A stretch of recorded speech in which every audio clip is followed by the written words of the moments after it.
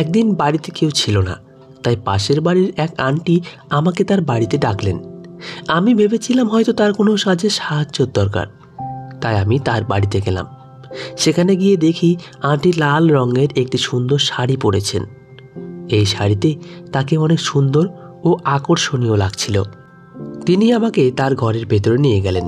বললেন, আমার বাসায় কেউ নেই, তোমার একটু সাহায্য দরকার। আমি তোমাকে কিছু নতুন বিষয় শেখাতে চাই।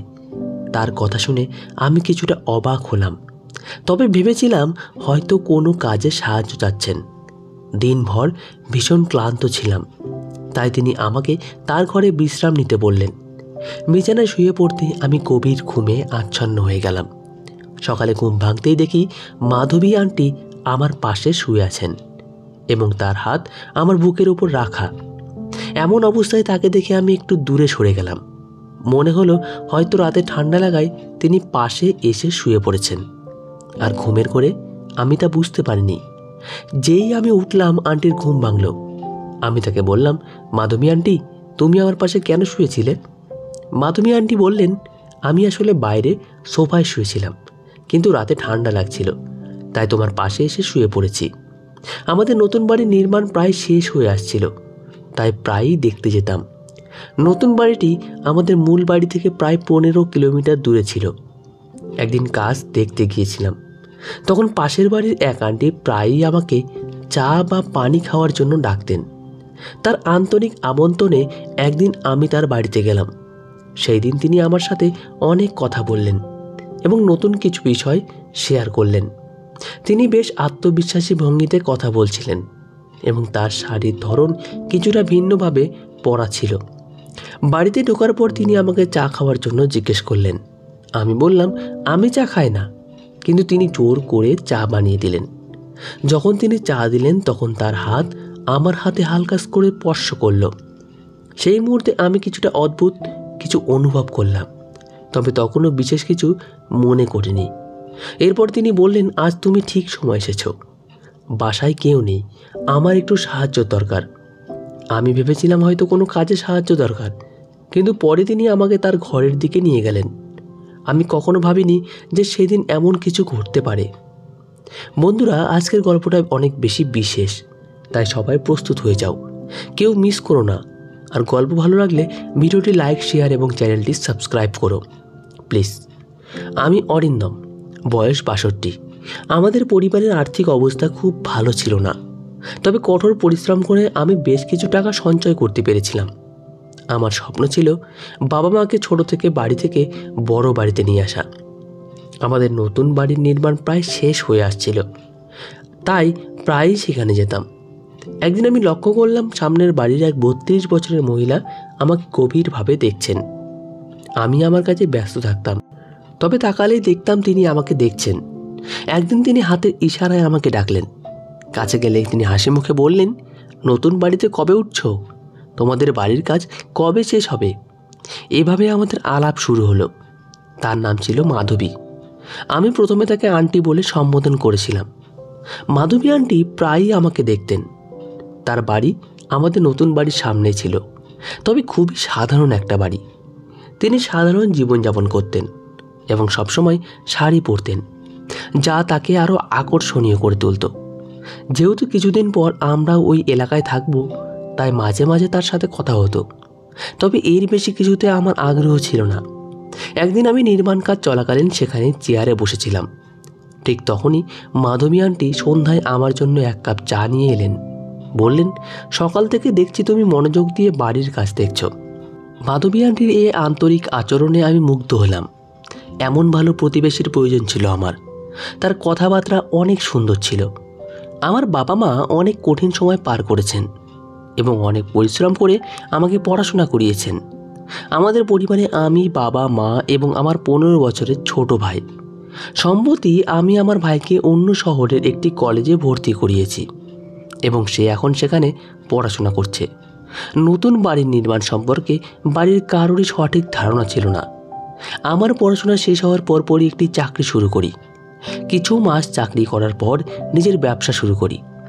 অল্প সময়ে সেই ব্যবসায় ভালো লাভ হয়, যার ফলে আমি আজ এই বাড়িটি নির্মাণ করতে সক্ষম হয়েছি।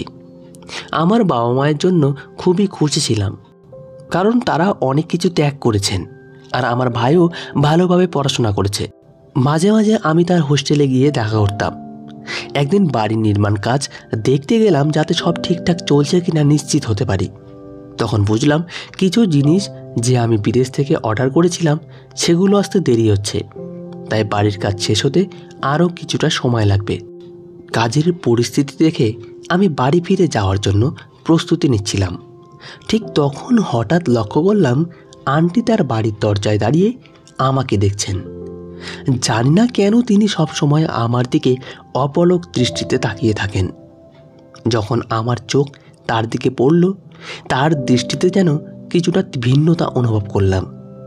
তার চেহারায় এমন কিছু ছিল যা আমার কাছে নতুন লাগছিল, কারণ আগে তাকে এমনভাবে দেখিনি। তিনি আমাকে হাত নেড়ে ইশারা করলেন, আমিও তাকে হাত নেড়ে সাড়া দিলাম এবং সেখান থেকে বেরিয়ে এলাম। মাধবী আন্টির এই আচরণে আমি কিছুটা অবাক হলাম, কারণ আমাদের মধ্যে খুব বেশি আলাপ ছিল না। তবুও তিনি এমনভাবে আচরণ করছিলেন যা আমার কাছে কিছুটা অদ্ভুত লাগছিল। মনে হচ্ছিল তিনি আমাকে অনেক আগে থেকেই চেনেন। আমি যখনই নতুন বাড়ির নির্মাণস্থলে যেতাম, মাধবী আন্টি আমার সাথে কথা না বলে থাকতে পারতেন না। প্রতিবারই তিনি আমাকে চা বা নাস্তার জন্য ডাকতেন, তবে আমি সবসময় কোনো না কোনো অজুহাতে তাকে এড়িয়ে যেতাম। কয়েকদিন পর একদিন আমি আবার বাড়ির কাজ দেখতে বেরোলাম। তখন হঠাৎ প্রবল বৃষ্টি শুরু হলো। বৃষ্টি এতটাই জোরে হচ্ছিল যে গাড়ি চালাতে সামনে কিছুই দেখতে পাচ্ছিলাম না। ধীরে ধীরে বাড়ির কাছে পৌঁছালাম। তখন দেখলাম একটি ভয়ানক দৃশ্য। বাড়ির একটি দেওয়াল বৃষ্টির পানিতে ধসে পড়ে গেছে। নির্মাণ কাজ এখনও অসমাপ্ত ছিল, তাই বৃষ্টির তীব্রতা সেই কাঁচা কাজটি সহ্য করতে পারেনি। এই ক্ষতি দেখে আমি খুবই হতাশ হয়ে পড়লাম। বৃষ্টির কারণে সেই সময় সব শ্রমিক চলে গিয়েছিল। আমি আশ্রয় খুঁজতে বাড়ির একটি অংশের পেছনে দাঁড়ালাম। বৃষ্টি এতটাই তীব্র ছিল যে বাড়ি ফেরার জন্য অপেক্ষা করা ছাড়া আর কোনো উপায় ছিল না। অনেকক্ষণ অপেক্ষা করেও বৃষ্টি কমছিল না এবং আমি বুঝতে পারছিলাম না কী করব। তখন বাড়িতে ফোন দেওয়ার চেষ্টা করলাম, কিন্তু নেটওয়ার্ক সমস্যার কারণে ফোন লাগছিল না। কিছুক্ষণ পর হঠাৎ দেখি মাধবী আন্টি সামনের দিক থেকে ছাতা হাতে আমার দিকে আসছেন। সন্ধ্যা নেমে এসেছিল আর বৃষ্টির কারণে চারপাশ অন্ধকার ছিল। আন্টির এই হঠাৎ উপস্থিতি আমাকে কিছুটা অবাক করল। আন্টি এক হাতে ছাতা আর অন্য হাতে টর্চ নিয়ে ধীরে ধীরে আমার দিকে আসছিলেন। টর্চের আলোতে আমি তাকে স্পষ্টভাবে দেখতে পেলাম। সেই মৃদু আলোতে আন্টি একেবারেই আলাদা লাগছিলেন। সাধারণত তাকে শাড়িতে দেখতাম, কিন্তু আজ তিনি আধুনিক পোশাকে ছিলেন এবং তার ঠোঁটে লাল লিপস্টিক ঝলমল করছিল। এই নতুন রূপে তাকে আগে কখনো দেখিনি। তার দিকে তাকিয়ে আমি বিস্মিত হয়ে তাকিয়ে রইলাম। ছাতাটি ছোট হওয়ায় তার শরীর কিছুটা ভিজে গিয়েছিল, আর সেই ভেজা অবস্থায় তাকে আরও আকর্ষণীয় লাগছিল। তাকে দেখে আমার দৃষ্টি বদলে যেতে থাকলো। এত সুন্দর কাউকে আমি আগে কখনো দেখিনি। আন্টি এসে আমার হাত ধরলেন এবং কিছু না বলেই আমাকে তার বাড়ির দিকে নিয়ে যেতে লাগলেন। আমি কিছু না বলে তার পেছন পেছন চলতে থাকলাম। তিনি সামনে ছিলেন আর আমি পেছনে। তার প্রতিটি ভঙ্গিমা আমাকে মুগ্ধ করেছিল। আগে কখনোই কোনো নারীর প্রতি এমন অনুভূতি জন্মায়নি আমার। আজ যেন নিজের আবেগ সামলানো কঠিন হয়ে পড়ল। মাধবী আন্টির উপস্থিতি, তার সৌন্দর্য আর এই বৃষ্টি সব কিছু একসঙ্গে মিলে আমার মনে অদ্ভুত একটি প্রভাব ফেলেছিল। ঠিক তখনই মাধবী আন্টি হঠাৎ আমার দিকে তাকিয়ে বললেন, অরিন্দম, বৃষ্টির মধ্যে এভাবে কি করছো তুমি? এমন মুষলধারে বৃষ্টি হচ্ছে, এখানে থেমে থাকাটা কি ঠিক? আমি তাকে বললাম, আন্টি, আমি আসলে বৃষ্টি কমার অপেক্ষা করছি, কারণ বাড়ি ফিরে যেতে অনেক দেরি হয়ে যাবে। এত জোরে বৃষ্টি হচ্ছে যে এখানেই দাঁড়িয়ে থাকতে বাধ্য হচ্ছি। আন্টি হেসে বললেন, অরিন্দম, আমি তোমার প্রতিবেশী, তুমি আমার সাহায্য নিতে পারো। প্রতিবেশীরা যদি কঠিন সময়ে পাশে না থাকে তবে কবে থাকবে? আমি মুচকি হেসে তার কথা শুনছিলাম। তিনি বললেন, এ বাড়িকে নিজের বাড়ি বলেই মনে করো। কথা বলতে বলতে আমি নিচের দিকে তাকিয়েছিলাম। তবে যখন তার দিকে তাকালাম, তার রূপ দেখে আমার মনে অদ্ভুত অনুভূতি হলো। মাধবী আন্টির সৌন্দর্য আমাকে মুগ্ধ করেছিল। তবে আমি নিজেকে সামলে নিলাম, কারণ জানতাম তিনি বিবাহিত। তখন আমি তাকে বললাম, আন্টি, আমার সাহায্যের জন্য ধন্যবাদ। আন্টি হেসে বললেন, আমাকে আন্টি বলো না। ভবিষ্যতে যদি কখনো আমার কোনো সাহায্য লাগে, তুমি করবে তো? আমি মাথা নেড়ে সম্মতি জানালাম। বৃষ্টিতে ভিজে গিয়েছিলাম আর ঠান্ডায় কাঁপছিলাম। মাধবী তখন আমার দিকে এগিয়ে এসে আমার শার্ট খুলে দেওয়ার চেষ্টা করলেন। তার স্পর্শে আমার শরীরে এক অদ্ভুত অনুভূতি জেগে উঠল। সেই মুহূর্তটি আমাকে অবাক করেছিল। তবে আমি নিজেকে নিয়ন্ত্রণে রাখার চেষ্টা করলাম। আমি তখন বেশ দোটানায় পড়ে গিয়েছিলাম। বুঝে উঠতে পারছিলাম না ঠিক কী করব। মাধবী আন্টির আচরণ কিছুটা অপ্রত্যাশিত মনে হচ্ছিল, আর তার স্পর্শে যেন একটা অদ্ভুত অনুভূতি হচ্ছিল। তবে আমি নিজেকে সামলে নিয়ে শান্তভাবে বললাম, আন্টি, দয়া করে একটু থামুন। আমার প্রশ্ন তোলার পর মাধবী আন্টি হেসে বললেন, অরিন্দম, কোনো চিন্তা করো না। তোমার জামাটা পুরো ভিজে গেছে, ঠান্ডা লেগে যেতে পারে। আমি তোমাকে আমার স্বামীর একটা শার্ট এনে দিচ্ছি, সেটা পরে নাও। আন্টি আমাকে সাহায্য করেছিলেন। সব কিছু স্বাভাবিক ছিল যতক্ষণ না তিনি আমার শার্ট খোলার চেষ্টা করলেন। তখনই আমার মনে কিছুটা অস্বস্তি হলো। আমি ধীরে ধীরে এক পাশে সরে গিয়ে একটু দূরত্ব তৈরি করলাম। তিনি এরপর আরও কয়েকটি শার্ট নিয়ে এলেন, কিন্তু সেগুলোর কোনোটাই আমার গায়ে ঠিক মতো ফিট হচ্ছিল না। তখন আমি বিনয়ের সঙ্গে বললাম, আচ্ছা, আপনার কাছে যদি কোনো কাঁথা বা কম্বল থাকে সেটাই দিন। আন্টি আমাকে একটি কাঁথা এনে দিলেন এবং আমি সেটা নিয়ে তার বাড়ির সোফায় বসে পড়লাম। ঘড়ির দিকে তাকিয়ে দেখি রাত 11টা বেজে গেছে। বাড়ি ফিরতে অনেক দেরি হয়ে গেছে। কিছুক্ষণ পর মাধবী আন্টি গরম স্যুপ নিয়ে এসে বললেন, অরিন্দম, এই স্যুপটা খেয়ে নাও, তোমার ভালো লাগবে। আমি তার হাত থেকে স্যুপ নিয়ে খেতে শুরু করলাম। আন্টির আতিথেয়তাই বেশ ভালো লাগছিল, আর স্যুপটাও ছিল বেশ মজার। প্রতিবেশী যে এতটা ভালো হতে পারেন তা আমি জানতাম না। স্যুপ খেয়ে কিছুটা স্বস্তি পেলাম, কারণ তখন একটু ক্ষুধাও লেগেছিল। স্যুপ খাওয়ার সময় আন্টি আমার সামনে বসেছিলেন, আর আমার মন বারবার তার দিকে চলে যাচ্ছিল। তার সৌন্দর্য আমাকে একদম মুগ্ধ করে ফেলেছিল। তখন মাধবী আন্টি বললেন, অরিন্দম, এখন তোমার বাড়ি যেতে অনেক দেরি হয়ে যাবে, তাই আজ রাতটা এখানেই থেকে যাও। চিন্তা করো না, আমি তোমার পুরো খেয়াল রাখব। মাধবী আন্টির প্রতিটা কথাই আমার কাছে মধুর মতো লাগছিল, কারণ তার কণ্ঠ ছিল এতটাই মিষ্টি। তাকে দেখে মনে হচ্ছিল যদি আমার স্ত্রী এমনই হতেন। আমি মনে মনে ভাবলাম, আমি যদি বিয়ে করি তাহলে এমনই কাউকে বিয়ে করব। এই সব ভাবনা মনে উকি দিচ্ছিল।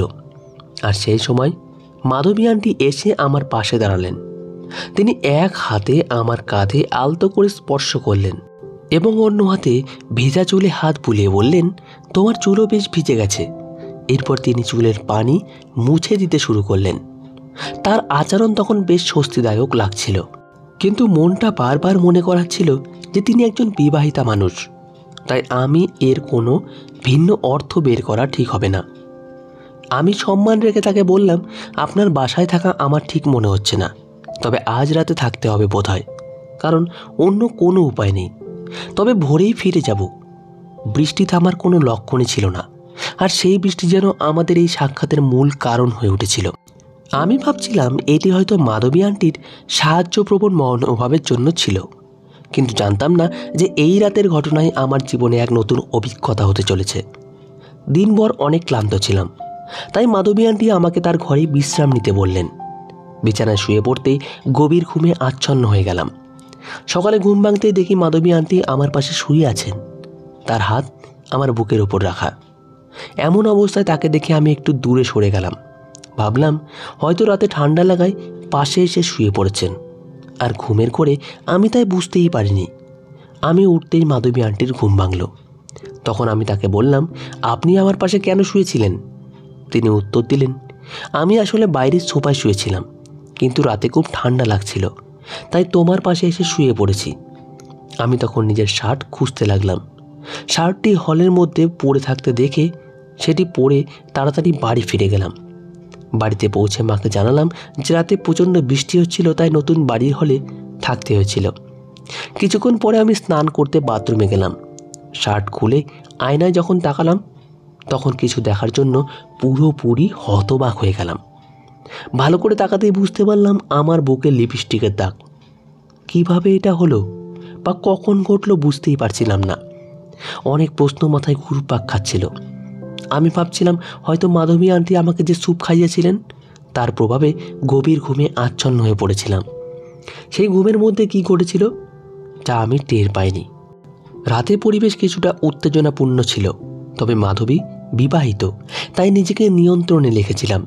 কিন্তু যা ঘটেছে তা থেকে মনে হচ্ছিল হয়তো মাধবী আন্টির মনেও একই রকম কিছু চিন্তা ছিল। সেদিন আমার সব কাজ শেষ করলাম, কিন্তু সারাদিন ধরে মাধবী আন্টির কথা, আগের রাতের স্মৃতি বারবার মাথায় ঘুরছিল। তার আচরণে কিছুটা রহস্যময়তা ছিল, যেন তিনি কিছু বলতে চাচ্ছেন। আমার মনেও তাকে নিয়ে অনেক কিছু জমা হচ্ছিল, কিন্তু কিছু বলতে পারছিলাম না। 2 দিন পরে আমি আবার বাড়ির কাজ দেখতে গেলাম। সেখানে গিয়ে দেখি মিস্ত্রিরা বাড়ির দেওয়ালগুলো ঠিকঠাক করে দিয়েছে। বৃষ্টি 2 দিন ধরে বন্ধ ছিল। আমি আন্টির বাড়ির দিকে তাকালাম, কিন্তু বাড়ির দরজা বন্ধ ছিল। সাধারণত যখনই যেতাম মাধবী আন্টি আশেপাশে থাকতেন। আজ কোথাও দেখা মিলল না। চারপাশে তাকালাম, কিন্তু কোনো খোঁজ পেলাম না। শেষে তার বাড়ির দরজায় কাছে গেলাম। তাকে দেখার জন্য একটা অস্থিরতা কাজ করছিল। দরজার কাছে পৌঁছাতেই ভিতর থেকে কিছু পুরুষের কণ্ঠ শোনার মতো লাগলো। ভাবলাম হয়তো অতিথিরা এসেছেন, তাই ফিরে যাওয়া ভালো।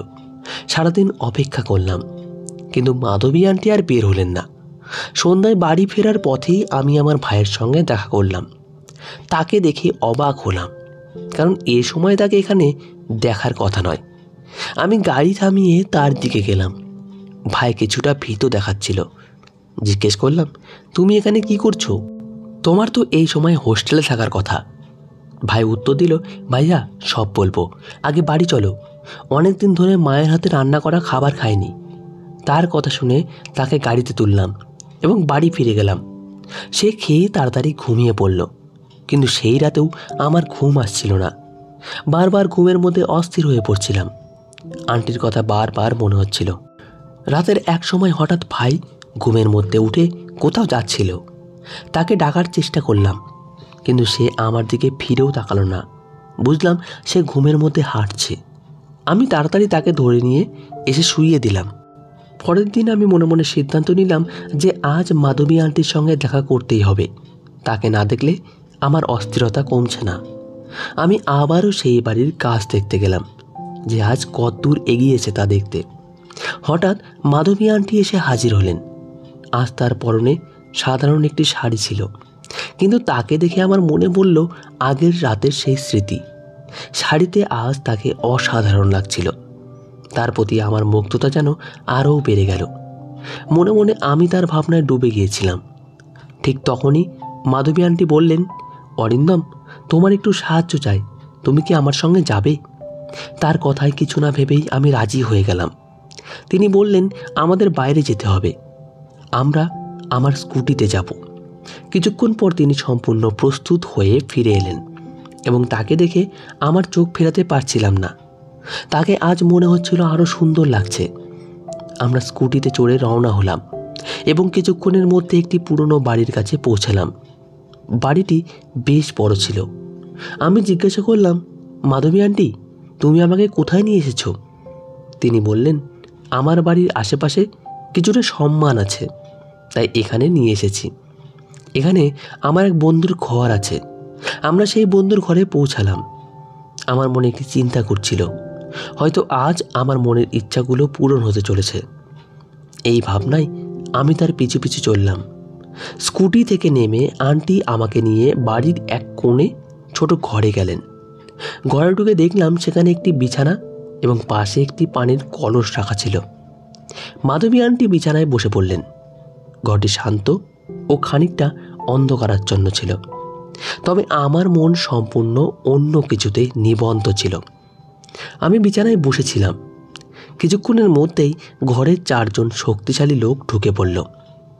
তাদের দেখে আমি কিছুটা অবাক হয়ে গেলাম এবং বুঝতে পারছিলাম না এখানে কি ঘটছে।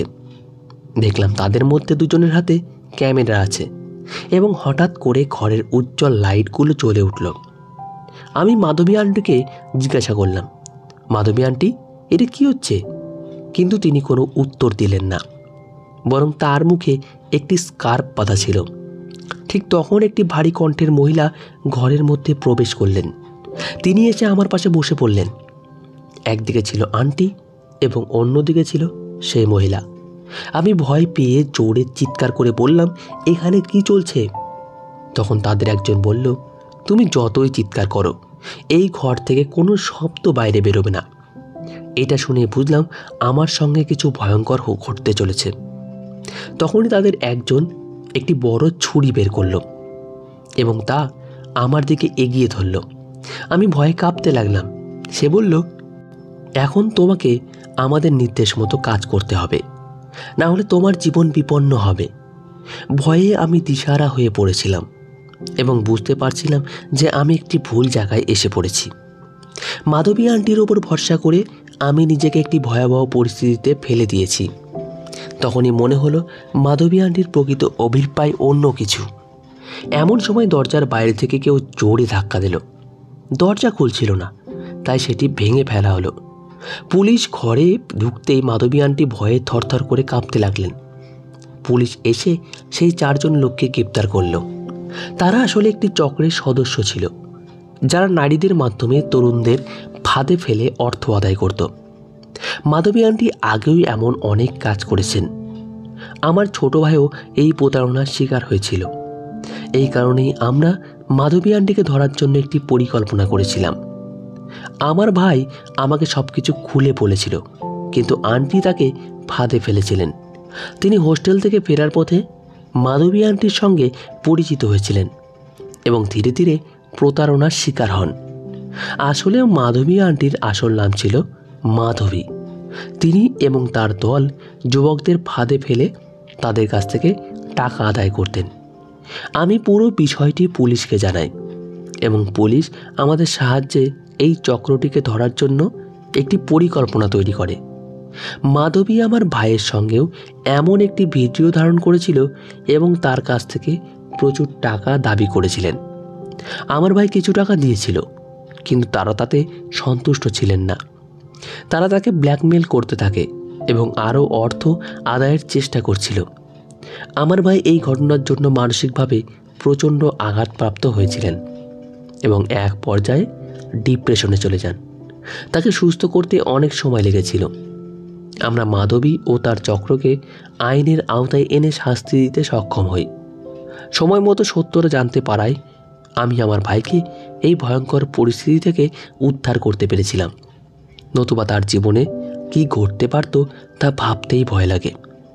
মাধবীর এই চক্র সম্পর্কে জানার পর আরও অনেক তরুণ এগিয়ে এসে তাদের অভিজ্ঞতা শেয়ার করেন।